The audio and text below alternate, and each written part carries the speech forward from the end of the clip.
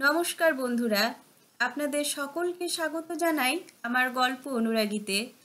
আপনাদের মনের মতো গল্প শোনার সেরা ঠিকানা গল্প অনুরাগী। এখানে আপনারা শুনতে পাবেন বিভিন্ন নামী এবং অনামী লেখকদের বিভিন্ন ধরনের গল্প। চলুন আজ আমরা শুনব শরৎচন্দ্র চট্টোপাধ্যায়ের লেখা হরিলক্ষ্মী গল্পটি। যাহা লইয়া এই গল্পের উৎপত্তি তাহা ছোট, তথাপি এই ছোট ব্যাপারটুকু অবলম্বন করিয়া হরিলক্ষ্মীর জীবনে যাহা ঘটিয়া গেল তাহা ক্ষুদ্রও নহে, তুচ্ছও নহে। সংসারে এমনই হয়। বেলপুরের দুই শরিক শান্ত নদীকূলে জাহাজের পাশে জেলে ডিঙ্গির মতো একটি অপরটির পার্শ্বে নিরুপদ্রবেই বাঁধা ছিল। অকস্মাৎ কোথাকার একটা উড়ো ঝড়ে তরঙ্গ তুলিয়া জাহাজের দড়ি কাটিল, নোঙর ছিঁড়িল। এক মুহূর্তে ক্ষুদ্র তরণী কি করিয়া যে বিধ্বস্ত হইয়া গেল তাহার হিসাব পাওয়াই গেল না। বেলপুর তালুকটুকু বড় ব্যাপার নয়, উঠিতে বসিতে প্রজা ট্যাঙ্গাইয়া 1000-12 উপরে উঠে না। কিন্তু 15.5 আনার অংশীদার শিবচরণের কাছে 2 পাই অংশের বিপিন বিহারীকে যদি জাহাজের সঙ্গে জেলে ডিঙ্গির তুলনাই করিয়া থাকি, তো বোধ করি অতিশয়োক্তির অপরাধ করি নাই। দূর হইতেও জ্ঞাতি এবং 6-7 পুরুষ পূর্বে ভদ্রাসন উভয়ের একত্রই ছিল, কিন্তু আজ একজনের ত্রিতল অট্টলিকা গ্রামের মাথায় চড়িয়াছে এবং অপরের জীর্ণ গৃহ দিনের পর দিন ভূমিশয্যা গ্রহণের দিকেই মনোনিবেশ করিয়াছে। তবু এমনইভাবে দিন কাটিতেছিল এবং এমন করিয়াই তো বাকি দিনগুলো বিপিনের সুখে দুঃখে নির্বিবাদেই কাটিতে পারিত। কিন্তু যে মেঘখণ্ডটুকু উপলক্ষ করিয়া অকালে ঝঞ্ঝা উঠিয়া সমস্ত বিপর্যস্ত করিয়া দিল, তাহা এইরূপ। 15.5 আনার অংশীদার শিবচরণের হঠাৎ পত্নী বিয়োগ ঘটিলে বন্ধুরা কহিলেন, 40-41 কি আবার একটা বয়স? তুমি আবার বিবাহ করো। শত্রুপক্ষীয়রা শুনিয়া হাসিল, কহিল, 40 তো শিবচরণের 40 বছর আগে পার হয়ে গেছে। অর্থাৎ কোনোটাই সত্য নয়। আসল কথা, বড়বাবুর দিব্য গৌরবর্ণ নাদুস নুদুস দেহ, সুস্পষ্ট মুখের পরে রোমের চিহ্ন মাত্র নাই। যথাকালে দাড়ি গোঁফ না গজানোর সুবিধা হয়তো কিছু আছে, কিন্তু অসুবিধাও বিস্তর। বয়স আন্দাজ করা ব্যাপারে যাহারা নিচের দিকে যাইতে চাহে না উপরের দিকে, তাহারা যে অঙ্কের কোনো কোঠায় গিয়া ভর দিয়া দাঁড়াইবে তাহা নিজেরাই ঠাহর করিতে পারে না। সে যাই হোক, অর্থশালী পুরুষের যে কোনো দেশেই বয়সের অজুহাতে বিবাহ আটকাবে না, বাংলাদেশেও তো নয়ই। মাস দেড়েক শোকতাপও না করিয়া গেল। তাহার পর হরিলক্ষ্মীকে বিবাহ করিয়া শিবচরণ বাড়ি আনিলেন। শূন্য গৃহ এতদিনেই 16 কলায় পরিপূর্ণ হইয়া উঠিল। কারণ শত্রুপক্ষ যাহাই কেন না বলুক, প্রজাপতি যে সত্যই তাহার প্রতি এবার অতিশয় প্রসন্ন ছিলেন তাহা মানিতেই হইবে। তাহারা গোপনে বলা বলি করিল, পাত্রের তুলনায় নববধূ বয়সের দিক দিয়া একেবারেই যে বেমানান হয় নাই, তবে 2-1টা ছেলে মেয়ে সঙ্গে লইয়া ঘরে ঢুকিলে আর খুঁত ধরিবার কিছু থাকিত না। তবে সে যে সুন্দরী এ কথা তাহারা স্বীকার করিল। ফল কথা, সচরাচর বড় বয়সের চেয়েও লক্ষ্মীর বয়সটা কিছু বেশি হইয়া গিয়াছিল। বোধ করি 19-এর কম হইবে না। তাহার পিতা আধুনিক নব্যতন্ত্রের লোক। যত্ন করিয়া মেয়েকে বেশি বয়স পর্যন্ত শিক্ষা দিয়া ম্যাট্রিক পাশ করাইয়াছিলেন। তাহার অন্য ইচ্ছা ছিল, শুধু ব্যবসা ফেল করিয়া আকস্মিক দারিদ্র্যের জন্যই এই সুপাত্রে কন্যা অর্পণ করিতে বাধ্য হইয়াছিলেন। লক্ষ্মী শহরের মেয়ে, স্বামীকে 2-4 দিনেই চিনিয়া ফেলিল। তাহার মুশকিল হইল এই যে, আত্মীয় মিশ্রিত বহু পরিজন পরিবৃত বৃহৎ সংসারের মধ্যে সে মন খুলিয়া কাহারও সহিত মিশিতে পারিল না। ওদিকে শিবচরণের ভালোবাসার তো অন্ত রহিল না। শুধু কেবল বৃদ্ধের তরণী ভার্যা বলিয়াই নয়, সে যেন একেবারে অমূল্য নিধি লাভ করিল। বাটির আত্মীয়ার দল কোথায় কি করিয়া যে তাহার মন যোগাইবে খুঁজিয়া পাইল না। একটা কথা সে প্রায় শুনিতে পাইল। এইবার মেজ বউয়ের মুখে কালি পড়িল। কি রূপে, কি গুণে, কি বিদ্যা বুদ্ধিতে এতদিনে তাহার গর্ব খর্ব হইল। কিন্তু এত করিয়াও সুবিধা হইল না। মাস দুয়েকের মধ্যেই লক্ষ্মী অসুখে পড়িল। এই অসুখের মধ্যেই একদিন মেজ বউয়ের সাক্ষাৎ মিলিল। তিনি বিপিনের স্ত্রী, বড় বাড়ির নতুন বধূর জ্বর শুনিয়া দেখিতে আসিয়াছিলেন। বয়সে বোধ হয় 2-3 বছরের বড়। তিনি যে সুন্দরী তাহা মনে মনে লক্ষ্মী স্বীকার করিল। কিন্তু এই বয়সেই দারিদ্র্যের ভীষণ কষাঘাতের চিহ্ন তাহার সর্বাঙ্গে সুস্পষ্ট হইয়া উঠিয়াছে। সঙ্গে বছর দেড়েকের একটা ছেলে, সেও রোগা। লক্ষ্মী শয্যার একধারে সযত্নে বসিতে স্থান দিয়া ক্ষণকাল নিঃশব্দে চাহিয়া চাহিয়া দেখিতে লাগিল। হাতে কয়েকগাছি সোনার চুড়ি ছাড়া আর কোনো অলঙ্কার নাই। পরনে ঈষৎ মলিন একখানা রাঙা রঙের ধুতি, বোধহয় তার স্বামীর হইবে। পল্লীগ্রামের প্রথা মতো ছেলেটি দিগম্বর নয়, তাহারও কোমরে একখানি শিউলি ফুলে ছোপানো ছোট কাপড় জড়ানো। লক্ষ্মী তাহার হাতখানি টানিয়া লইয়া আস্তে আস্তে বলিল, ভাগ্যে জ্বর হয়েছিল, তাই তো আপনার দেখা পেলুম। কিন্তু সম্পর্কে আমি বড় যা হই মেজ বউ। শুনেছি মেজ ঠাকুরপো এর চেয়ে ঢের ছোট। মেজ বউ হাসি মুখে কহিল, সম্পর্কে ছোট হলে কি তাকে আপনি বলে? লক্ষ্মী কহিল, প্রথম দিন এই যা বললুম, নইলে আপনি বলবার লোক আমি নই। কিন্তু তাই বলে তুমিও যেন আমাকে দিদি বলে ডেকো না, ও আমি সইতে পারবো না। আমার নাম লক্ষ্মী। মেজ বউ কহিল, নামটি বলে দিতে হয় না দিদি, আপনাকে দেখলেই জানা যায়। আর আমার নাম কি জানি, কে যে ঠাট্টা করে কমলা রেখেছিলেন। এই বলিয়া সে সকৌতুকে একটুখানি হাসিল মাত্র। হরিলক্ষ্মীর ইচ্ছা করিল সেও প্রতিবাদ করিয়া বলে, তোমার পানে তাকালেও তোমার নামটি বোঝা যায়। কিন্তু অনুকৃতির মতো শুনাইবার ভয়ে বলিতে পারিল না। কহিল, আমাদের নামের মানে এক, কিন্তু মেজ বউ, আমি তোমাকে তুমি বলতে পারতুম, তুমি পারলে না।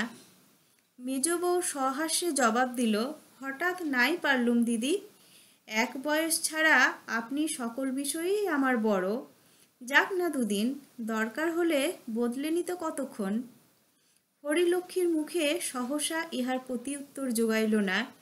কিন্তু সে মনে বুঝিল এই মেয়েটি প্রথম দিনের পরিচয়টিকে মাখামাখিতে পরিণত করতে চাহে না। কিন্তু কিছু একটা বলবার পূর্বেই মেজ বউ উঠিবার উপক্রম করিয়া কহিল, এখন তাহলে উঠি দিদি, কাল আবার। লক্ষ্মী বিস্ময়াপন্ন হইয়া বলিল, এখনই যাবে কিরকম, একটু বসো। মেজ বউ কহিল, আপনি হুকুম করলে তো বসতেই হবে, কিন্তু আজ যাই দিদি, ওর আসবার সময় হলো। এই বলিয়া সে উঠিয়া দাঁড়াইল এবং ছেলের হাত ধরিয়া যাইবার পূর্বে সহাস্য বদনে কহিল, আসি দিদি, কাল একটু সকাল সকাল আসবো কেমন? এই বলিয়া ধীরে ধীরে বাহির হইয়া গেল। বিপিনের স্ত্রী চলিয়া গেলে হরিলক্ষ্মী সেই দিকে চাহিয়া চুপ করিয়া পড়িয়া রহিল। এখন জ্বর ছিল না, কিন্তু গ্লানি ছিল। তথাপি কিছুক্ষণের জন্য সমস্ত সে ভুলিয়া গেল। এতদিন গ্রাম ঝেঁটাইয়া কত বৌঝি যে আসিয়াছে তাহার সংখ্যা নাই। কিন্তু পাশের বাড়ির দরিদ্র ঘরের এই বধূর সহিত তাহাদের তুলনাই হয় না। তাহারা যাচিয়া আসিয়াছে, উঠিতে চাহে না, আর বসিতে বলিলে তো কথাই নাই। সে কত প্রগল্ভতা, কত বাচালতা, মনোরঞ্জন করিবার কত কি লজ্জাকর প্রয়াস। ভারাক্রান্ত মন তাহার মাঝে মাঝে বিদ্রোহী হইয়া উঠিয়াছে। কিন্তু ইহাদের মধ্য হইতে অকস্মাৎ কে আসিয়া তাহার রোগশয্যার মুহূর্তে কয়েকের তরে নিজের পরিচয় দিয়ে গেল। তাহার ব্যাপারে বাড়ির কথা জিজ্ঞাসা করিবার সময় হয় নাই। কিন্তু প্রশ্ন না করিয়াও লক্ষ্মী কি জানি কেমন করিয়া অনুভব করিল তাহার মতো সে কিছুতেই কলিকাতার মেয়ে নয়। পল্লী অঞ্চলে লেখাপড়া জানে বলিয়াই বিপিনের স্ত্রীর একটা খ্যাতি আছে। লক্ষ্মী ভাবিল, খুব সম্ভব বউটি সুর করিয়া রামায়ণ মহাভারত পড়িতে পারে, কিন্তু তাহার বেশি নহে। যে পিতা বিপিনের মতো দীনদক্ষীর হাতে মেয়ে দিয়েছে, সে কিছু আর মাস্টার রাখিয়া স্কুলে পড়াইবার পাশ করাইয়া কন্যা সম্পাদন করে নাই। উজ্জ্বল শ্যাম ফর্সা বলা চলে না, কিন্তু রূপের কথা ছাড়িয়া দিয়াও শিক্ষা, সংসর্গ, অবস্থা কিছুতেই তো বিপিনের স্ত্রী তাহার কাছে দাঁড়াইতেই পারে না। কিন্তু একটা ব্যাপারে লক্ষ্মীর নিজেকে যেন ছোট মনে হইল, তাহার কণ্ঠস্বর। সে যেন গানের মতো, আর বলিবার ধরনটি একেবারে মধু দিয়ে ভরা। এতটুকু জরিমানায় কথাগুলি যেন সে বাড়ি হইতে কণ্ঠস্থ করিয়া আসিয়াছিল, এমনই সহজ। কিন্তু সবচেয়ে যে বস্তু তাহাকে বেশি বিদ্ধ করিল, সে ওই মেয়েটির দূরত্ব। সে যে দরিদ্র ঘরের বধূ, তাহা মুখে না বলিয়াও এমন করিয়াই প্রকাশ করিল যেন ইহাই তাহার স্বাভাবিক, যেন এছাড়া আর কিছু তাহাকে কোনো মতে মানাইতই না। দরিদ্র কিন্তু কাঙাল নয়। এক পরিবারের বধূ একজনের পীড়ায় আর একজনকে তাহার তত্ত্ব লইতে আসিয়াছে, ইহার অতিরিক্ত লেশমাত্র অন্য উদ্দেশ্য নাই। সন্ধ্যার পর স্বামী দেখিতে আসিলে হরিলক্ষ্মী নানা কথার পরে কহিল, আজও বাড়ির মেজ বউ ঠাকুরনকে দেখলাম। শিবচরণ কহিল, কাকে? বিপিনের বউকে। লক্ষ্মী কহিল, হ্যাঁ, আমার ভাগ্য সুপ্রসন্ন, এতকাল পরে আমাকে নিজেই দেখতে এসেছিলেন, কিন্তু মিনিট পাঁচেকের বেশি বসতে পারলেন না, কাজ আছে বলে উঠে গেলেন। শিবচরণ কহিল, কাজ? আরে, ওদের দাসী আছে না চাকর আছে? বাসন মাজা থেকে হাঁড়ি ঠেলা পর্যন্ত।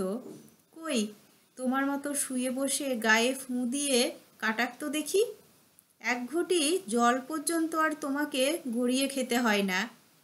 নিজের সম্বন্ধে এইরূপ মন্তব্য হরিলক্ষ্মীর অত্যন্ত খারাপ লাগিল, কিন্তু কথাগুলি নাকি তাহাকে বাড়াইবার জন্যই, লাঞ্ছনার জন্য নহে, এই মনে করিয়া সে রাগ করিল না।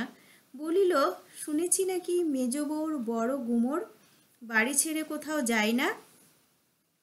শিবচরণ কহিল, যাবে কোথেকে, হাতে কগাছি চুড়ি ছাড়া আর ছাইও নেই, লজ্জায় মুখ দেখাতে পারে না। হরিলক্ষ্মী একটুখানি হাসিয়া বলিল, লজ্জা কিসের?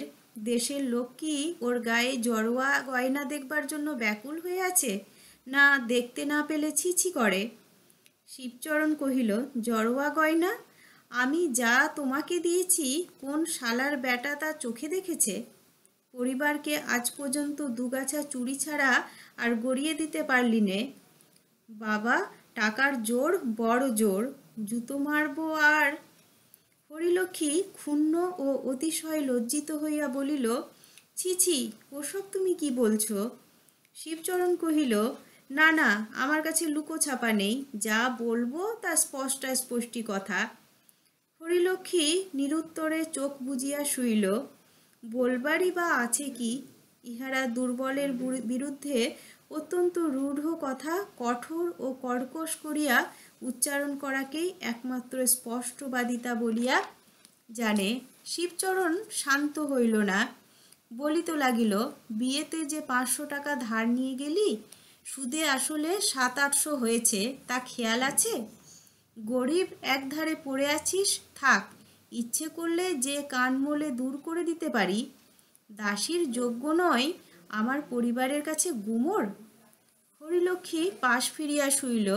অসুখের উপরে বিরক্তি ও লজ্জায় তাহার সর্বশরীর যেন ঝিমঝিম করিতে লাগিল। পরদিন দুপুরবেলায় ঘরের মধ্যে মৃদু শব্দে হরিলক্ষ্মী চোখ চাহিয়া দেখিল, বিপিনের স্ত্রী বাহির হইয়া যাইতেছে। ডাকিয়া কহিল, মেজ বউ, চলে যাচ্ছ যে? মেজ বউ সলজ্জে ফিরিয়া আসিয়া বলিল, আমি ভেবেছিলাম আপনি ঘুমিয়ে পড়েছেন। আজ কেমন আছেন দিদি? হরিলক্ষ্মী কহিল, আজ ঢের ভালো আছি। কই, তোমার ছেলেকে আনুনি? মেজ বউ বলিল, আজ সে হঠাৎ ঘুমিয়ে পড়ল দিদি। হঠাৎ ঘুমিয়ে পড়ল মানে কি? অভ্যাস খারাপ হয়ে যাবে বলে আমি দিনের বেলায় বড়টাকে ঘুমোতে দিনে দিদি।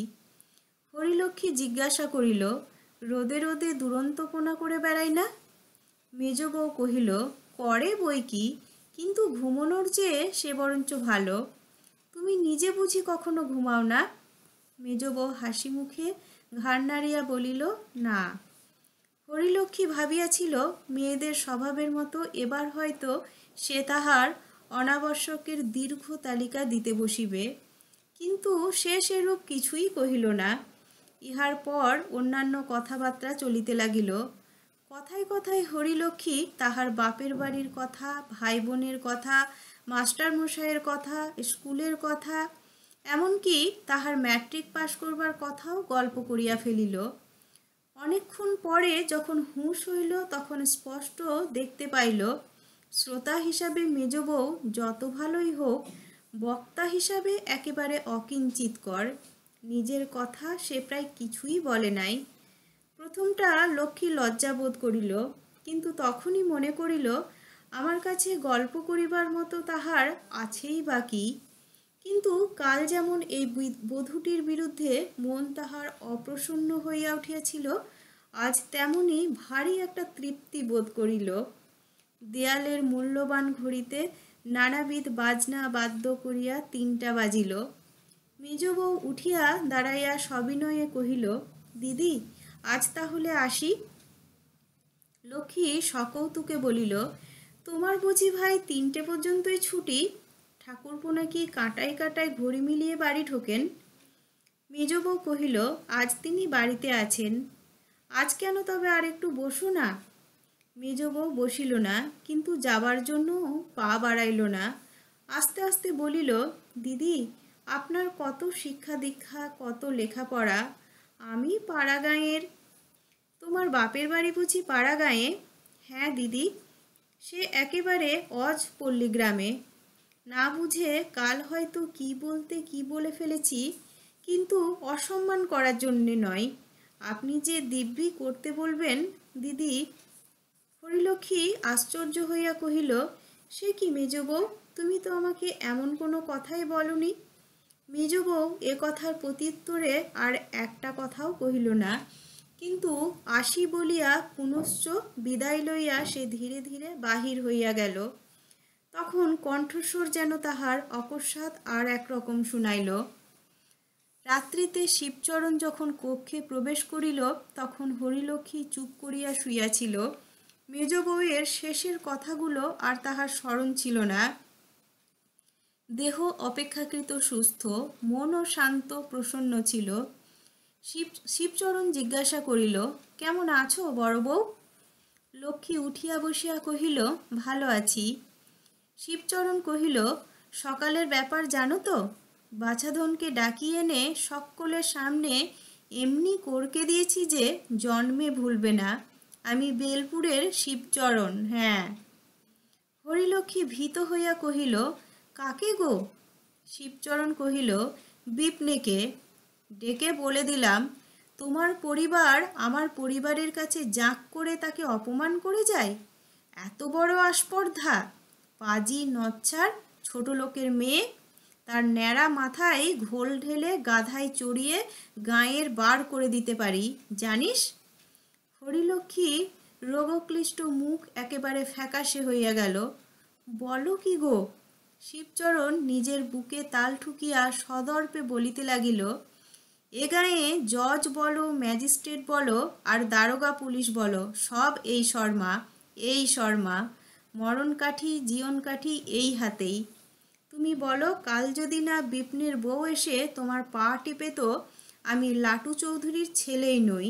আমি বিপিনের বধূকে সর্বসমক্ষে অপমানিত ও লাঞ্ছিত করিবার বিবরণ ও ব্যাখ্যায় লাট্টু চৌধুরীর ছেলে অকথা কুকথার আর শেষ রাখিল না। আর তাহারই সম্মুখে স্তব্ধ নির্নিমেষ চক্ষুতে চাহিয়া হরিলক্ষ্মীর মনে হইতে লাগিল, ধরিত্রী, দ্বিধা হও। দ্বিতীয় পক্ষের তরুণী ভার্যার দেহ রক্ষার জন্য শিবচরণ কেবলমাত্র নিজের দেহ ভিন্ন আর সমস্তই দিতে পারিত। হরিলক্ষ্মীর সেই দেহ বেলপুরে সারিতে চাহিল না। ডাক্তার পরামর্শ দিলেন হাওয়া বদলাইবার। শিবচরণ 15.5 আনার মর্যাদা মতো ঘটা করিয়া হাওয়া বদলানোর আয়োজন করিল। যাত্রার শুভ দিনে গ্রামের লোক ভাঙ্গিয়া পড়িল। আসিল না কেবল বিপিন ও তাহার স্ত্রী। বাহিরে শিবচরণ যাহা না বলিবার তাহা বলিতে লাগিল এবং ভিতরে বড় পিসি উদ্দাম হইয়া উঠিলেন। বাহিরেও ধোঁয়া ধরিবার লোকাভাব ঘটিল না। অন্তঃপুরেও তেমনি পিসিমার চিৎকারের আয়তন বাড়াইতে যথেষ্ট স্ত্রীলোক জুটিল। কিছুই বলিল না শুধু হরিলক্ষ্মী। মেজ বউয়ের প্রতি তাহার ক্ষোভ ও অভিমানের মাত্রা কাহারই অপেক্ষায় কম ছিল না। সে মনে মনে বলিতে লাগিল, তাহার বর্বর স্বামী যত অন্যায়ই করিয়া থাক, সে নিজে তো কিছু করে নাই। কিন্তু ঘরের ও বাহিরের যেসব মেয়েরা আজ চেঁচাইতেছিল, তাহাদের সহিত কোনো সূত্রেই কণ্ঠ মিলাইতে তাহার ঘৃণা বোধ হইল। যাইবার পথে পালকির দরজা ফাঁক করিয়া লক্ষ্মী উৎসুক চক্ষুতে বিপিনের জীর্ণ গৃহের জানালার প্রতি চাহিয়া রহিল, কিন্তু কাহারও ছায়াটুকু তাহার চোখে পড়িল না। কাশীতে বাড়ি ঠিক করা হইয়াছিল, তথাকার জল বাতাসের গুণে নষ্ট স্বাস্থ্য ফিরিয়া পাইতে লক্ষ্মীর বিলম্ব হইল না। মাস চারেক পরে যখন সে ফিরিয়া আসিল, তাহার দেহের কান্তি দেখিয়া মেয়েদের গোপন ঈর্ষার অবধি রইল না। হিম ঋতু আগত প্রায়। দুপুরবেলায় মেজ বউ চিররুগ্ন স্বামীর জন্য একটা পশমের গলাবন্ধ বুনিতেছিল। অনতিতীরে বসিয়া ছেলে খেলা করিতেছিল। সেই দেখিতে পাইয়া কলরব করিয়া উঠিল, মা, জ্যাঠাইমা। মা হাতের কাজ ফেলিয়া তাড়াতাড়ি একটা নমস্কার করিয়া লইয়া আসন পাতিয়া দিল। স্মিত মুখে প্রশ্ন করিল, শরীর নিরাময় হয়েছে দিদি? লক্ষ্মী কহিল, হ্যাঁ হয়েছে, কিন্তু না হতেও পারত, না ফিরতেও পারতাম। অথচ যাবার সময়ে একটিবার খোঁজও নিলে না। সমস্ত পথটা তোমার জানালার পানে চেয়ে চেয়ে গেলাম, একবার ছায়াটুকুও চোখে পড়ল না। রোগা বোন চলে যাচ্ছে, একটুখানি মায়াও কি হলো না মেজ বউ? এমনই পাষাণ তুমি। মেজ বউয়ের চোখ ছলছল করিয়া আসিল, কিন্তু সে কোনো উত্তরই দিল না। লক্ষ্মী বলিল, আমার আর যাই দোষই থাক মেজ বউ, তোমার মতো কঠিন প্রাণ আমার নয়। ভগবান না করুন, কিন্তু অমন সময়ে আমি তোমাকে না দেখে থাকতে পারতাম না। মেজ বউ এই অভিযোগের কোনো জবাব দিল না, নিরুত্তরে দাঁড়াইয়া রহিল। লক্ষ্মী আর কখনো আসে নাই, আজ এই প্রথম এ বাড়িতে প্রবেশ করিয়াছে। ঘরগুলি ঘুরিয়া ফিরিয়া দেখিয়া বেড়াইতে লাগিল। শতবর্ষের জরাজীর্ণ গৃহ, মাত্র 3খানি কক্ষ কোনো মতে বাস উপযোগী রহিয়াছে। দরিদ্রের আবাস, আসবাবপত্র নাই বলিলেই চলে। ঘরের চুন বালি খসিয়াছে, সংস্কার করিবার সামর্থ্য নাই। তথাপি অনাবশ্যক অপরিচ্ছন্নতা এতটুকু কোথাও নাই। স্বল্প বিছানা ঝরঝর করিতেছে, 2-4খানি দেবদেবীর ছবি টাঙানো আছে, আর আছে মেজ বউয়ের হাতে নানাবিধ শিল্পকর্ম, অধিকাংশই পশম ও সুতার কাজ। তাহা শিক্ষানবিশের হাতের লাল ঠোঁটওয়ালা সবুজ রঙের টিয়া পাখি অথবা 5 রঙা বিড়ালের মূর্তি নয়। মূল্যবান ফ্রেমে আটা লাল, নীল, বেগুনি, ধূসর পাশুটে নানা বিচিত্র রঙের সমাবেশে পশমে বোনা ওয়েলকাম, আসুন, বসুন অথবা বানান ভুল গীতার শ্লোকার্ধও নয়। লক্ষ্মী সবিস্ময়ে জিজ্ঞাসা করিল, ওটি কার ছবি মেজ বউ? যেন চেনা চেনা ঠেকছে। মেজ বউ সলজ্জে হাসিয়া কহিল, ওটি তিলক মহারাজের ছবি। দেখে বনবার চেষ্টা করেছিলাম দিদি, কিন্তু কিছুই হয়নি। এ কথা বলিয়া সম্মুখের দেয়ালে টাঙানো ভারতের কৌস্তভ মহাবীর তিলকের ছবি আঙুল দিয়া দেখাইয়া দিল। লক্ষ্মী বহুক্ষণ সেই দিকে চাহিয়া থাকিয়া আস্তে আস্তে বলিল, চিনিতে পারিনি, সে আমারই দোষ মেজ বউ, তোমার নয়। আমাকে শেখাবে ভাই? এ বিদ্যা শিখতে যদি পারি তো তোমাকে গুরু বলে মানতে আমার আপত্তি নেই। মেজ বউ হাসিতে লাগিল। সেদিন ঘণ্টা ৩-৪ পরে বিকালে যখন লক্ষ্মী বাড়ি ফিরিয়া গেল, তখন এ কথাই স্থির করিয়া গেল যে কলাশিল্প শিখিতে কাল হইতে সে প্রত্যহ আসিবে। আসিতেও লাগিল, কিন্তু ১০-১৫ দিনেই স্পষ্ট বুঝিতে পারিল এ বিদ্যা শুধু কঠিন নয়, অর্জন করিতেও সুদীর্ঘ সময় লাগিবে। একদিন লক্ষ্মী কহিল, কই মেজ বউ, তুমি আমাকে যত্ন করে শেখাও না। মেজ বউ বলিল, ঢের সময় লাগবে দিদি, তার চেয়ে বরঞ্চ আপনি অন্য সব বোনা শিখুন। লক্ষ্মী মনে মনে রাগ করিল, কিন্তু তাহা গোপন করিয়া জিজ্ঞাসা করিল, তোমার শিখতে কতদিন লেগেছিল মেজ বউ? মেজ বউ জবাব দিল, আমাকে কেউ তো শেখায়নি দিদি, নিজের চেষ্টাতেই একটু একটু করে। লক্ষ্মী বলে, তাইতেই, নইলে পরের কাছে শিখতে গেলে তোমারও সময়ের হিসেব থাকতো। মুখে সে যাই বলুক, মনে মনে নিঃসন্দেহে অনুভব করিতেছিল মেধা ও তীক্ষ্ণ বুদ্ধিতে এ মেজ বউয়ের কাছে সে দাঁড়াইতে পারে না। আজ তাহার শিক্ষার কাজ অগ্রসর হইল না এবং যথাসময়ের অনেক পূর্বেই সূচ সুতা প্যাটার্ন গুটাইয়া লইয়া বাড়ি চলিয়া গেল। পরদিন আসিল না এবং এই প্রথম প্রত্যহ আশায় ব্যাঘাত হইল। দিন ৪ পরে আবার একদিন হরিলক্ষ্মী তাহার সুতার বাক্স হাতে করিয়া এই বাটিতে আসিয়া উপস্থিত হইল। মেজ বউ তাহার ছেলেকে রামায়ণ হইতে ছবি দেখাইয়া দেখাইয়া গল্প বলিতেছিল। সসম্ভ্রমে উঠিয়া আসন পাতিয়া দিল। উদ্বিগ্ন কণ্ঠে প্রশ্ন করিল, ২-৩ দিন আসেননি, আপনার শরীর ভালো ছিল না বুঝি? লক্ষ্মী গম্ভীর হইয়া কহিল, না, এমনি ৫-৬ দিন আসতে পারিনি। মেজ বউ বিস্ময় প্রকাশ করিয়া বলিল, ৫-৬ দিন আসেননি? তাই হবে বোধ হয়, কিন্তু আজ তাহলে ২ ঘণ্টা বেশি থেকে কামাইটা পুষিয়ে নেওয়া চাই। লক্ষ্মী বলিল, কিন্তু অসুখই যদি আমার করে থাকতো মেজ বউ, তোমার তো একবার খোঁজ করা উচিত ছিল। মেজ বউ সলজ্জে বলিল, উচিত নিশ্চয়ই ছিল, কিন্তু সংসারের অসংখ্য রকমের কাজ, একলা মানুষ কাকেই বা পাঠাই বলুন। কিন্তু অপরাধ হয়েছে, তা স্বীকার করছি দিদি। লক্ষ্মী মনে মনে খুশি হইল। এই কদিন সে অত্যন্ত অভিমানবশেই আসিতে পারে নাই, অথচ অহর্নিশি যাই যাই করিয়া তাহার দিন কাটিয়াছে। এই মেজ বউ ছাড়া শুধু গৃহে কেন, সমস্ত গ্রামের মধ্যেও আর কেহ নাই যাহার সহিত সে মন খুলিয়া মিশিতে পারে। ছেলে নিজের মনে ছবি দেখিতেছিল। হরিলক্ষ্মী তাহাকে ডাকিয়া কহিল, নিখিল, কাছে এসো তো বাবা। সে কাছে আসিলে লক্ষ্মী বাক্স খুলিয়া একগাছি সরু সোনার হার তাহার গলায় পরিয়া দিয়া বলিল, যাও খেলা করোগে। মায়ের মুখ গম্ভীর হইয়া উঠিল। সে জিজ্ঞাসা করিল, আপনি কি ওটা দিলেন নাকি? লক্ষ্মী স্মিত মুখে জবাব দিল, দিলাম বই কি। মেজ বউ কহিল, আপনি দিলেই বা ও নেবে কেন? লক্ষ্মী অপ্রতিভ হইয়া উঠিল, কহিল, জ্যাঠাইমা কি একটা হার দিতে পারে না? মেজ বউ বলিল, তা জানি নে দিদি, কিন্তু এ কথা নিশ্চয় জানি, মা হয়ে আমি নিতে দিতে পারি নে। নিখিল, ওটা খুলে তোমার জ্যাঠাইমাকে দিয়ে দাও। দিদি, আমরা গরিব কিন্তু ভিখারি নই, কোনো একটা দামি জিনিস হঠাৎ পাওয়া গেল বলেই দুহাত পেতে নেব, তা নিনে।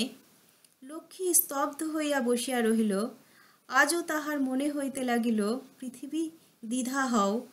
যাবার সময় সে কহিল, কিন্তু এ কথা তোমার ভাসুরের কানে যাবে মেজ বউ। মেজ বউ বলিল, তার অনেক কথা আমার কানে আসে, আমার একটা কথা তার কানে গেলে কান অপবিত্র হবে না। লক্ষ্মী কহিল, বেশ, পরীক্ষা করে দেখলেই হবে। একটু থামিয়া বলিল, আমাকে খামখা অপমান করার দরকার ছিল না মেজ বউ, আমিও শাস্তি দিতে জানি। মেজ বউ বলিল, এ আপনার রাগের কথা, নইলে আমি যে আপনাকে অপমান করিনি, শুধু আমার স্বামীকেই খামোখা অপমান করতে আপনাকে দিইনি, এ বোঝবার শিক্ষা আপনার আছে। লক্ষ্মী কহিল, তা আছে, নেই শুধু তোমাদের পাড়া গেয়ে মেয়েদের সঙ্গে কোঁদল করবার শিক্ষা। মেজ বউ এই কটূক্তির জবাব দিল না, চুপ করিয়া রহিল। লক্ষ্মী চলিতে উদ্যত হইয়া বলিল, ওই হারটুকুর দাম যাই হোক, ছেলেটাকে স্নেহবশেই দিয়েছিলাম, তোমার স্বামীর দুঃখ দূর হবে ভেবে দিইনি। মেজ বউ বড়লোক মাত্রে গরিবকে শুধু অপমান করে বেড়ায়, এইটুকু কেবল শিখে রেখেছ। ভালোবাসতেও যে পারে এ তুমি শেখোনি, শেখা দরকার। তখন কিন্তু গিয়ে হাতে পায়ে পড়ো না। প্রত্যুত্তরে মেজ বউ শুধু একটু মুচকিয়া হাসিয়া বলিল, না দিদি, সে ভয় তোমাকে করতে হবে না। নমস্কার বন্ধুরা, আজ এই পর্যন্তই। কেমন লাগলো আপনাদের গল্পটা অবশ্যই আমাকে কমেন্টে জানান। আর আপনারা কেমন ধরনের গল্প শুনতে চাইছেন সেটাও আমাকে জানান। আমি আপনাদের সেই ধরনের গল্প পড়ে শোনাবার চেষ্টা করব। আর হ্যাঁ বন্ধুরা, আপনারা যারা আমার চ্যানেলটি এখনও সাবস্ক্রাইব করেননি অবশ্যই সাবস্ক্রাইব করুন এবং শেয়ার করে দিন। আপনাদের সহযোগিতায় আমার এগিয়ে চলার পথকে আরও সহজ করে তুলবে। ধন্যবাদ।